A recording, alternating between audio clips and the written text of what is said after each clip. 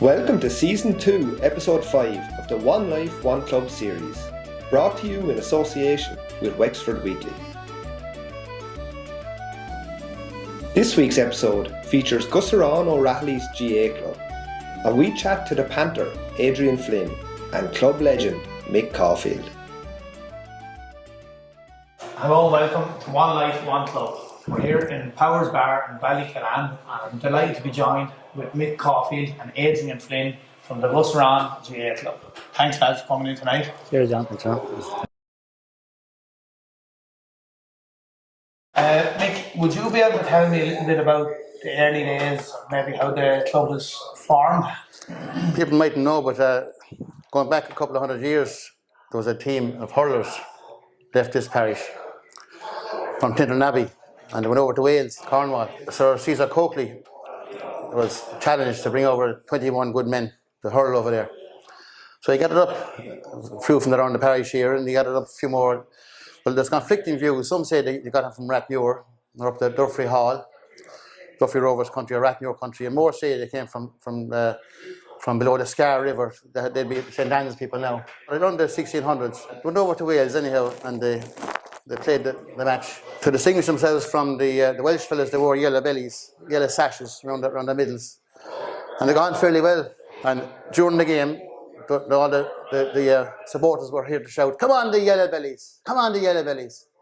That's where the yellow belly came from. I never knew that. The club itself here, in 1886, 2 years after the foundation of the GA, the John Dillon branch was formed in the club here. The following year then, there was a new one, and they were called the Tintern John Barrys, 1887, and then in 1888, the Tintern Volunteers was formed. In 1910, the real foundation came, I suppose, when Jim Colfer, Tom and Mick Hanlon and Martin Fowler formed the Tintern Shamrocks. Right. And the Tintern Shamrocks went on the following year. There's a photograph of that up on the wall there. We were just looking at the Tintern Shamrocks. So. I didn't even know it was there. Yeah. 1910, and the following year they won the first ever. It was the second tier of junior football in 1911. Jim Colfer and Tom O'Hanlon were the first two to play for Wexford in junior football. They were the first two to wear the purple and gold. Pat O'Connor of Nash, his father, would have been playing too when he hurt his arm cutting a tree down. A branch hit his arm and he wasn't able to play. So then in 1936, the Land Commission sold a field to Jim Colfer. It was called the Park, over in where our pitch is now in Gusserane. And he called the team Gusserane O'Rahilly's. Now the O'Rahilly was after the Kerry man from Ballylongford. He was the only leader of the Rising in 1916 that was shot in action. Paddy Pierce asked him to take a group of volunteers out the back of the GPO, and he was gunned down, and he got up again and went again, but he was gunned down the second time, and he died eventually overnight. It's no coincidence that in 1975, 100 years after the birth of the O'Rahilly, Gusserane won a senior football championship. And 100 years after his death in 1916, Gusserane O'Rahilly's won a senior football championship. So there's a big connection. Something in that, isn't there? There's a bit of a connection there. So that was it. And like from buying the field for £100 from the Land Commission in 1936, Gusserane went on and they won 3 in a row in the 40s. They won one in 54. And then 75 and Panthers team in 2016. They're the only championships that we've won. We've lost, I think, 9 senior football championships. How many have you won? 6? We've won 6, I think, John. 9. Yeah, we lost, I think, 9 at this stage. Yeah. Very good. That's very interesting, Mick. And Adrian, when you started, what age were you started when you started going up to the pitch? So I suppose when I remember, it would have been, I probably would have been 7 or 8 or 9 years of age, and I wouldn't have been going to Gusserane. There's a pitch down here behind the National School, so I was reared there in the housing estate in Ballycallan, and would have went to school in Ballycallan National School, and there's a little pitch behind that. It's not even a pitch, we used to call it the Fair Green. Yeah. There's a couple of goals in, and we used it for the school. And I suppose my memory would have been Seamus Keevans, Mr. Football himself. He was a sergeant, obviously, here in Ballycallan. and the Garda station is right beside the pitch, and he would have a training sessions 2 or 3 times a week in Ballyclan, and it was just like, training on a half hour, and whoever wanted to turned up and played. And Seamus would hold a training session, we do a few drills, and we play a match. And there could be 10 lads there could be 20, there could be 30, and Seamus would have us all there playing. One lad there, Andrew Murphy, one day, he was wearing a pair of jeans, a pair of Doc Martens, and a black leather jacket, and he trained. And that's no word of a lie. And sure, Seamus would obviously have us all trained away, and sure, I suppose we got us all involved, especially in around the estate. And he'd come along in the car, and they'd be full of children as well, and they'd jump out, and we'd all train together. We'd do a few sprints at the end of it. He'd be always saying, when we were doing the sprints, who's going to win? And we'd be all head down trying to win the sprints, and then he'd tell us whoever was going to win the last sprint to go to New York or Australia. And we were fully convinced we were young chaps, 8 or 9 years of age, and we go home and tell the parents then, that we're going to New York next week with Seamus Keevan. So it would be my early memories, greyhound memories, very fond memories. In fairness. And I suppose then, as you got older, then in your teens and that, would you have had much underage success with the club? Yeah, so I suppose under 10 then. Under 10, there would have been competitions. As Seamus probably nearly ran them himself. I think I'm fairly sure we bet Ramsgrange in a final in under 10, and under 12. Then Kevin Keogh took us over. Then I think after under 10, and we were Premier football in under 12, and we bet St Martin's in the old Wexford Park. And then in under 14, Kevin Keogh kept us on then for up until under 14 as well, and we played Kilmore down in Grantstown in Premier football, and we bet them. And then under 16, then I think we played Bunclody up in Pats Park, Premier football again, and they bet us. And I think we were beaten then in minor in the Jim Byrne Cup final by Sarsfields by a point down in Clongeen one day, and I think we could have got bet maybe in the semi-final or something like that in the minor football that year. So we had a good very good, strong Who, players. Other lads of your own age would have been on those teams? Sure, there would have been, I suppose, at that time, Gary O'Grady. Sure, Gary would have played senior with Wexford, and he would have hurled underage and football and hurling, and he was probably if one of the best at his age group that time. The Jim Byrne Cup final we played against Sarsfields, I think they bet something like 2-7 to 2-6, and he scored the 2-6 out of 2-7. He was an unbelievable talent. And then sure, there would have been myself, Jamie Cooney, Kenneth Call, sure, Ivan Duffin, rest in peace. Sure, jeez, we lost Ivan. Sure, he was only 18, 19 years of age, and of course David Brown, the same. 2 boys passed away there. Sure, so it's 20 years this year.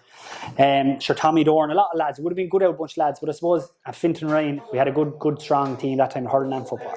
Very good. And Mick, I'll just move to you there. What was your underage days like here?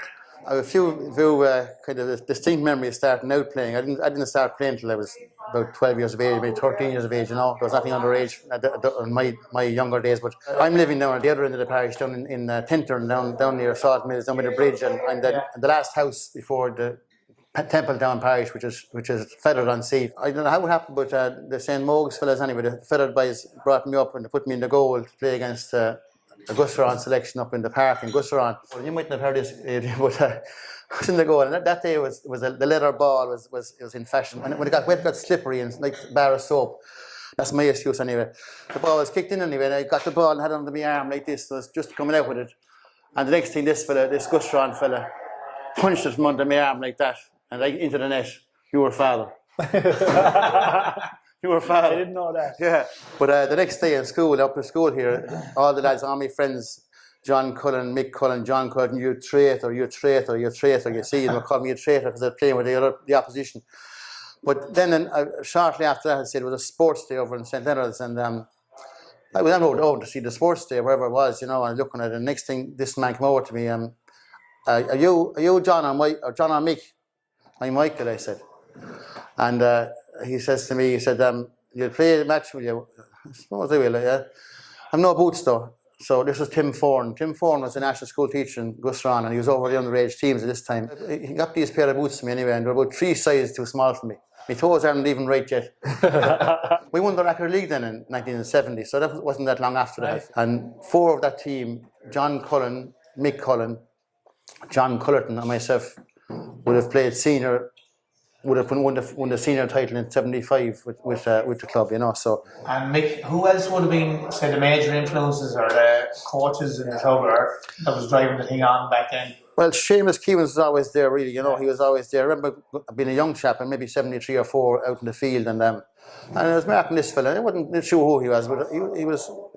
Someone told me it was Seamus Keevans, and I was playing away on him anyway.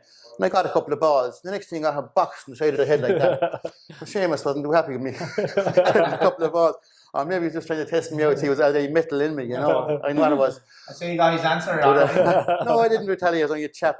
But no, Tommy Summers really was the man. Tommy Summers was fantastic, you know. He was just a legend. And Seamus Keevans, obviously, you know. But Tommy Summers ran the club he was 40 years as secretary of the club, and having been a legend of a player as well, you know. But he would have been a huge influence, to say honest, you know. Tim Foran as a youngster in the school, but Seamus Keevans and Tommy Summers were brilliant, you know.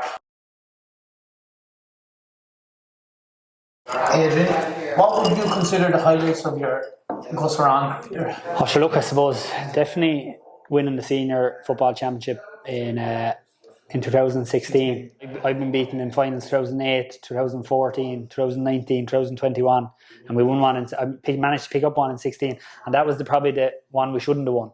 Do you know what I mean? We scored 5 points in 50 minutes, and we kicked 6 in the last 10 to beat them. You know, we absolutely robbed them. We did now, but look, I suppose we're very unlucky in other ones. You know, and then the following year in 2017, no, I wouldn't have been obviously part of the team, but the junior team won the Duffin Brown Cup, which was obviously named in memory of Ivan Duffin and David Brown, and the club managed to win that in 2017. So obviously it was great to be there that day, and there were a lot of, say, Ivan and David's friends would have been playing. His brother was, David Brown's brother was captain. So no, that was a great occasion for the club, and it was great to be there to be able to celebrate with all our friends and families and whatnot. Yeah, lovely. Nick? What I really did appreciate winning was winning the junior A hurling in 1997. You know, it was part of a double that we won that year. We won the junior A hurling and the intermediate football. But I was captain of the junior hurling team simply because I was selector as well, you see. So if you became a selector, you could do anything you like, you know. Winning with the lads then as a selector with Adrian's team in 2016, it was. That was a great time for the club because you won you won a junior football, senior, and you won hurling as well, didn't you? Yeah, we won the senior football in 16, and we were beaten in the junior hurling after a replay against the Shelmaliers. Yes. And then the following year, then they won the junior hurling. I'm pretty sure, and they won the junior football. Yeah, so we had a great few years and stuff. In fairness, yeah. You mentioned a few of the games finals that you lost. Which ones do you think that is the biggest regret? In 2014, we're beaten by the Ans. We absolutely threw that away. Now the Ans were fully deserving, but in terms of where we were that year, we were probably by far the best team in the championship. We were racking up big scores. We just didn't click on the day. And even 2008 against Kyle Nearn, I suppose we were up against Matty Ford that time, who was, you know, in his prime, or the best football I ever seen play for Wexford or played with or played against. But we had Shane Cullen on our side the same, and the two boys kind of had a shoot off, you know. And we were just very unfortunate. We kind of conceded a sloppy goal, and I think that was kind of one that got away with. Now, one incident that sticks out in my head from the early 70s, 1974 Senior Football Championship, we're playing up in Belfield against St. Joseph's, and they were giving us a bit of a trimming, and there was about 10 minutes to go. They were leading by 9 points. So the crowd were beginning to go home at this stage. And next time we got a penalty. So Seamus Keevans anyway stood up and he ran to it over the bar. The ball was kicked in, kicked out, and kicked in again. Some of the St. Joseph's boys picked it off the ground inside the small square. Penalty. Dan Kennedy was the referee. John Dunphy stood up, stuck in the net. Now we're only 5 points down. Going well. So a minute later, a third penalty. Up steps Dunphy, back at the net again. Now we're only, was it 2 points? 2 points down, time running out. Ball kicked out, kicked in again. Got our fourth penalty in 10 minutes. The ref. Dunphy took the penalty. It was saved. And he scored the rebound. We won by a point. Pat O'Connor was going home, went home. He stopped in a pub on the way home. Well, how much did they lose by? Lars Shannon, one of his buddies and one of a great club man. Lewis says, Pat, they won by a pint, he says. Couldn't believe it. 4 penalties. Nick, apart from yourself now, who would be the best players that you've seen in coming through the club? John Cullen was a standout player. He got to be good to him now. John has run. He was in that record league team with me in 1970, and he on the team in '75 as well that won the championship in '75. But he was a real standout player. Now he was a brilliant footballer. You know, he jumped for a ball, and well, one day when he jumped up for a ball, there was about 10 minutes to go in the game. I mean, when he came down again, the game was over. You know, he'd hang there. He could hang up there. You know, could hang up there for ages. You know, and come down with the ball. You know, and we'd be training and they're doing the, you know, two laps of the field starting out. I'd be okay at 800 meters. I'd be all right. Like, you know, I'd be out in front. You know, and I'd be coming down the home straight. And the next thing, this Rolls Royce would just fly by you. Like, he was just so athletic and just a brilliant player. But after you had other ones. Then you had Tyke Foreman was very good. Peter Cullerton, you know, John Cullerton, Liam Fardy, Kevin Quixote, and you know they were kind of the standout guys there that played at me. We'll say, you know, but in latter years, like this guy here was, to me, he was absolute top class. You know, top of the range. Shane Cullen, Graham Cullen, those fellas, you know, absolute brilliant players. You know, and the likes of him won't be back for a long time again. Like, I mean, he's a fantastic player. You know, not giving him a big head wrap. I know he won't get a big head, but. Like, it must have been, you were named on the best team in Wexford over the last 50 years. That must have been a great honour. That cost me a lot of money. That cost me a lot of money. But you saw that team, the J. It is, yeah. You know, I mean, this guy is on it. But you'd be in with an exalted company there now, to be honest, and I'd be just punching above my weight there to be on that team, you know, to be honest now, you know, but it was an honour, yeah. I'd say you're being a bit modest there now, Yeah, definitely. You know, look, I wouldn't have seen Mick play too often. From what I hear, he's definitely being modest there. Yeah. What about yourself? Who would have been the standout players, Adrian? You know, in the hurling terms, obviously, as I said, mentioned already, like Gary. I remember Gary coming up through the underage hurling and football, and we won minor or premier titles in hurling as well coming up. And Gary, between hurling and football, was absolutely unreal at that age group. And his brother Keith obviously would have hurled minor with Wexford as well. So Keith was obviously a fantastic hurler. So plenty good hurlers come through the club as well. You know, Shane Cullen, great hurler.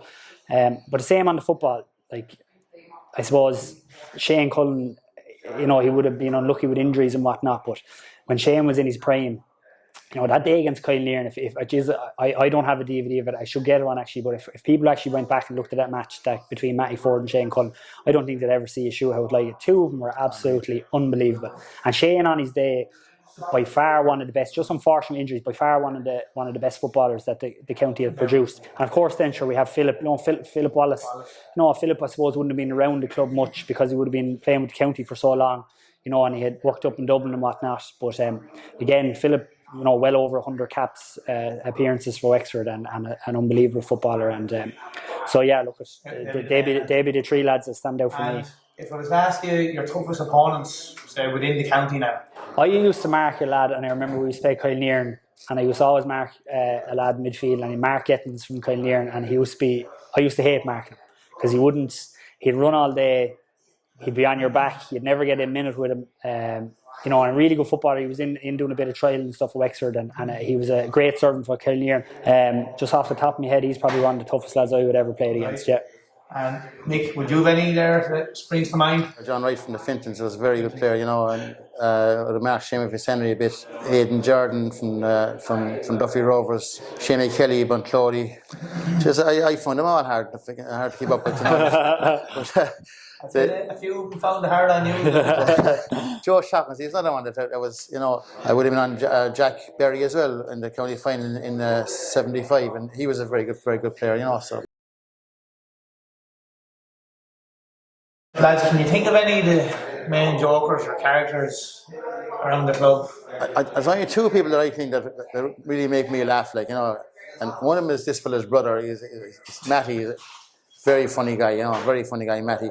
There's another fella called Larry Carr, and Larry's a funny guy, you know. Larry's a very funny guy. But still is. Larry played football and hurling for the club and all, but he took up boxing. You see, he took up boxing with Billy Welsh, who tried in Wexford, and he was a handy little boxer, you know, and he boxed anyway. And then someone asked him maybe a couple of years later, You boxed, didn't you box with Billy Welsh? Weren't you? And you go to the boxing.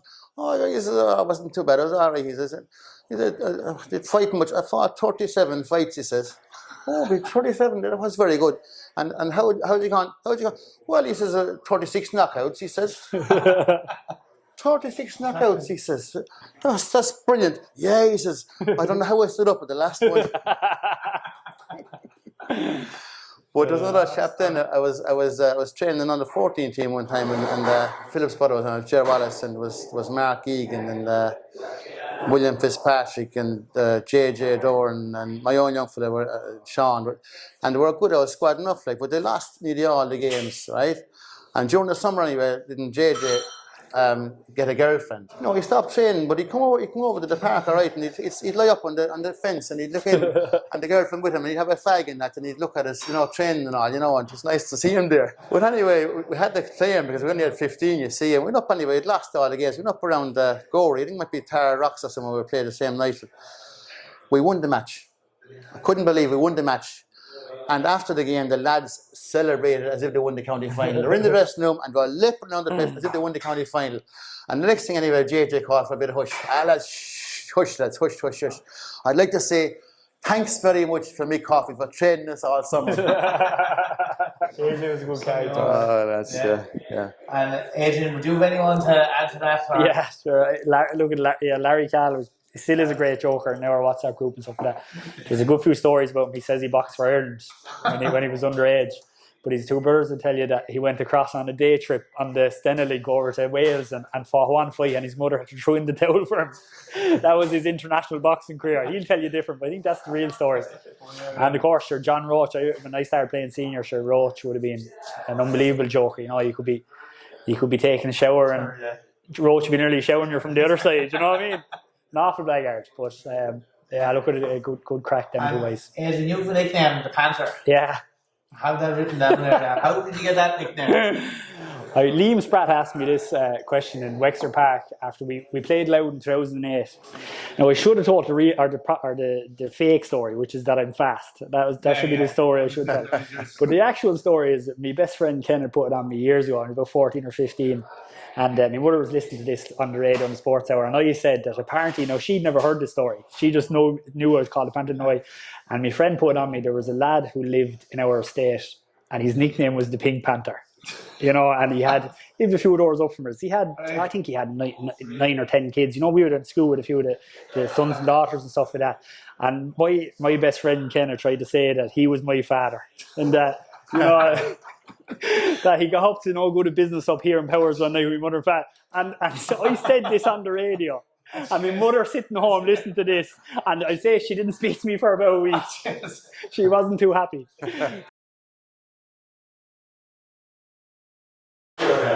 Lads, I suppose like every club, Gusserane has its unsung heroes.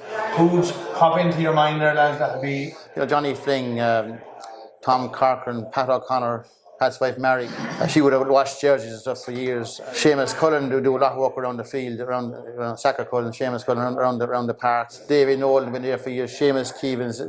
They were just great. They give so much voluntary work to the place. Paddy Foran does the Twitter and all that sort of stuff. They don't get any for it, and there's training teams, and Kevin Gaho has trained teams there for years and years as well, and he does a fierce amount of work with underage lads, and there's a few probably in my head now straight away, but Adrian will have other ones. Even I suppose lads in my age group like Shane Cullen there. Now Shane is still playing a bit of junior. He's training the men's team. He was chairman for the club there for 2 years as well as training the senior team, and he trains young lads, and he has 2 chaps at home. Do you know what I mean? Pat Conway was the same. Pat was over the senior team there for a few years and chairman of the club. Graham Wall there was over the hurling for a good few years. Now he's chairman of the club. And these lads are nearly pushed into these jobs. When you're at the old AGM, there's no thing for chairman. These lads are not putting their hands up, but they're pushed into it, but they do it. They do it because for the love of the club, and they know, and they do a great job at it. So obviously without them lads, clubs wouldn't function. I probably should mention people like John McCormack, who was secretary for years, as well, and like Liam Fardy has done a lot of work, Liam, James Mullally would have been secretary of the club as well for a while, and people like that who did huge work. Ray Kent was there as well. Just the next part of the interview is friend or foe. So basically, the way this works is I'll call out a list of clubs for you, and you can tell me what you think of it really in your own thoughts, your own words. So the first one I'll throw at you is St. Anne's. Yeah, look, there's probably a big rivalry from the Ans there from years ago, maybe the older group, but in our time, I suppose I always liked, I suppose, St. Anne's as a club, and a lot of the lads that play are all decent enough guys, you know what I mean? So they'd definitely be a friend on my side. And Mick might be different. No, I'd say friend as well. I'd say friend, and as a teacher in Wexford, I would have had a lot of St. Anne's chaps coming through my hands in the college, and no, I'd say friend totally, What about the halfway house Bunclody? So had any run-ins with them? The halfway, we get the halfway. We're nice people. We get the halfway to our first ever senior football title in 1982. And we get the second one after a replay in 1986. And I have very good friends up there, very good friends within the club, with club-wise, I'd say, foe. Yeah, I'd say foe as well, because I have vague memories of playing them under 16 minors in different age groups. Obviously, my age group and a year above me. And I don't think we didn't get the better of them too often. Horswood. Oh, Jesus. Is there a worse word than foe? We'd have our serious rival Horswood, and down through the years, even when they were winning county titles there a few years, I think they went a year or two where we played them and they didn't beat us, but they went on to win the championship. So our thing was, we still didn't beat us, and I think they did then one year. Off the field, some of them are decent enough, our lads. On the field, they can be... Well, you're right, you're saying some of them are decent. Some of them can be decent. Like, for instance, PJ, I would have played with PJ obviously for years, and he'd be a good friend of mine. But when he's on the pitch and a lot of them are like this, he can be the biggest you ever come across. But that's just the way they are down there, so a big foe. For me now, I've no axe to grind with Horswood, and I couldn't believe when I came in as selector in 2016, and one of our first games was against Horswood, I couldn't believe the rivalry that was between the two teams. They went boxing halfway through the first half, and it was a rout. And to me, I never had any problem with Horswood ever, my playing time. Yeah. Castletown? I've heard of the rivalries. I've heard of the rivalries from years ago. I've heard the stories back in the 70s between Gusserane and Castletown. I don't think, apparently it wasn't very nice. Nick might confirm. No, but there's some of the people up there, the Carties, for example, and the Shoppenses, they'll be the loyalest people that you could meet now. And if there's a funeral in Tintern or in Ballycalan or anywhere, down the south, they will always be the first to appear. They're absolutely brilliant people. But one of my first games was against Castletown, and I was playing wing back, and this fella came over and he gave me an elbow into the Adam's apple, you see. I was a bit kind of naive, and I didn't know what to think of this, But then I saw him doing the same thing to a seasoned player, to Patsy Farrell, at centre half back, and I just said, that's part of the course. This is part of the thing, It's okay, accept what you get, But then we were playing in Wexford Park one day, and a whole row broke out, and I saw my brother Pat getting a box over near the terrace side. So I went over to give him a hand, you see, as I thought I might be able to. And next thing I got a box just in the eye there, side of my face. And then Liam Farley was him helping me, and he was trying to hit someone, he got a box as well in the jaw.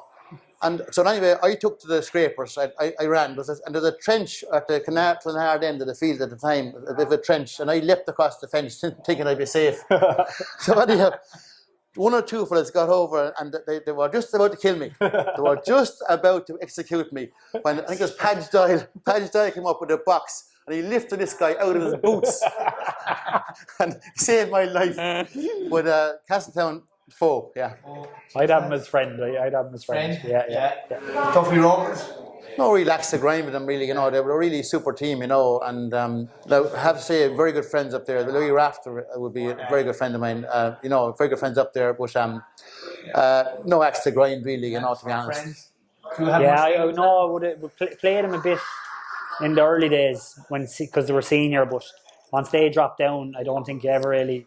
I can't remember the last time I played Duffy in a game, to be honest. I can't remember the last one, lads, I'll try is your neighbours down the road, St. James's. Oh. No, I don't mind the Jameses. No, some good lads down there. A good footballing club. They're a good hurling club as well. But when they won the county final in 2015, I for one was delighted for him. Absolutely delighted to see him win it. So it'd be a friend for me. Anyway. I'd say friend as well. Yeah, lovely. Lads, we're just going on to the Know Your Club quiz. So I have 6 questions concocted for you earlier on today. I know the club colours. That's all I know. Unfortunately, that's not on the. John, make it easy now. An easy one to start off. In what year did Gusserane win their first senior football championship? 1945. Correct. Number 2. Gusserane lost 3 minor finals in a row in 95, 96 and 97. Can you remember who defeated you on each occasion?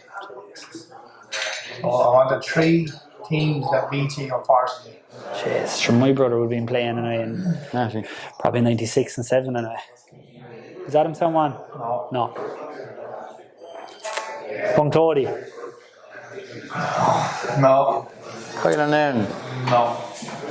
Orswood Betches in 95 and 6. Jesus. And Feathered, I think, were joined St James's in 97. There you go. Number 3, lads. Gusserane won the Junior Hurling Championship in 2017. Yeah. But where was the game played? I know where it was.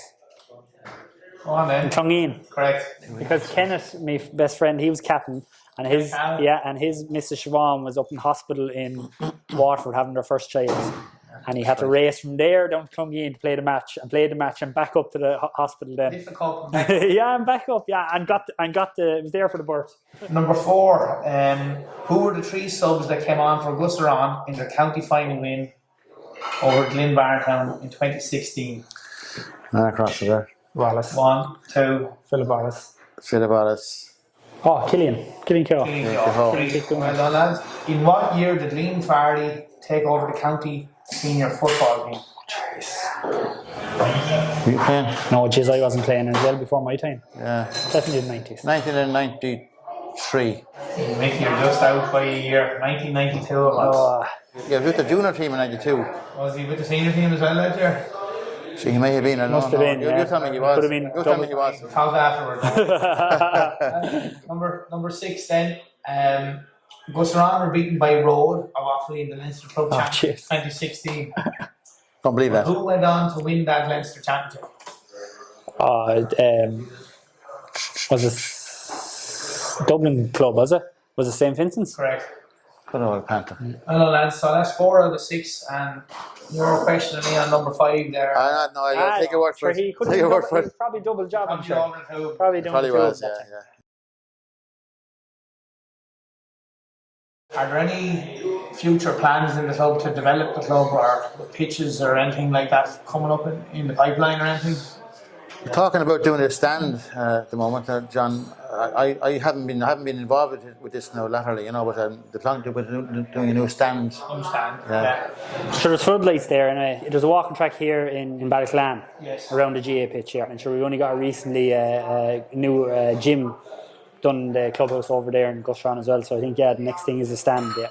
Are there any challenges, maybe population-wise or anything like that the club are facing? I suppose it's not going to bad, John, but it's the same challenge that every club has is getting the young people involved and keeping the young people involved.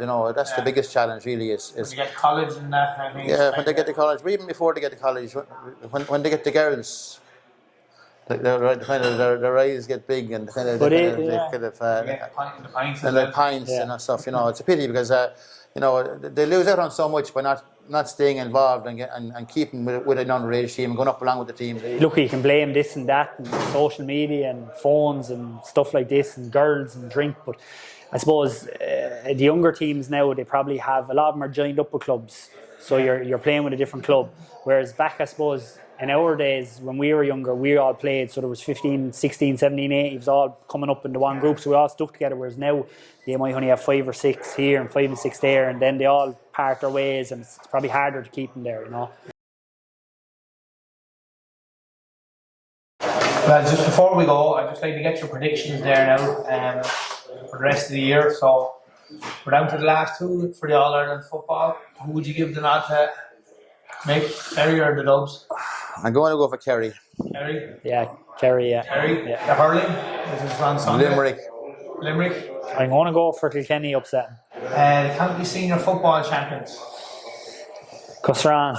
You're in the mix, lads. You're in the mix. I'm going to go for the over the water boys, the Shelmaliers, yeah. And county senior hurling champions. I give the Rivalries a good chance this year now. I'm going to go Ferns, go back to back, even though it's not easy. But they seem to be motoring very well. And I think, I'd say the Martins are probably the most talented team in it, but they can be hot and cold, whereas I think Ferns will be very hard bet. That's the end of the show, lads. Thanks very much for coming in. Yeah. Thanks, Adrian. Thanks, Mick. And best of luck to both of you now in their future this year. Just like I said, thanks to Powers here in Ballyclan for the use of the pub to conduct the interview.